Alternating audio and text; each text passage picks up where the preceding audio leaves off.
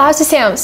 Esu Aušrinė ir šiandien jums parodysiu savo vakarinį veido odos priežiūros ritualą. Įprastai naudoju Biodermos Sebum linijos produktus, tačiau vakarui renkuosi intensyvesnės priežiūros priemonės, nes nakties metu visų spuogų ir inkštirų gydymas yra daug efektyvesnis. Tai ką padarau pirmiausia grįžusi namo, tai su Biodermos miceliniu vandeniu nusivalau makiažą. Micelinis vanduo labai švelniai ir kruopščiai valo makiažą ir suteikia gaivos ir švarumo pojūtį.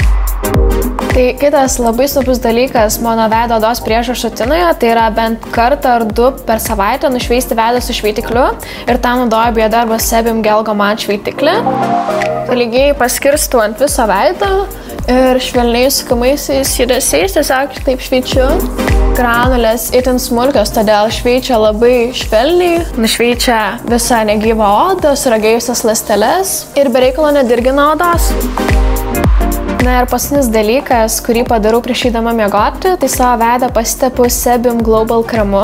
Jis efektyviai kovoja su visais aknės atsiradimo simptomais, bet taip pat intensyviai ir drėkina, ir ramina veido odą.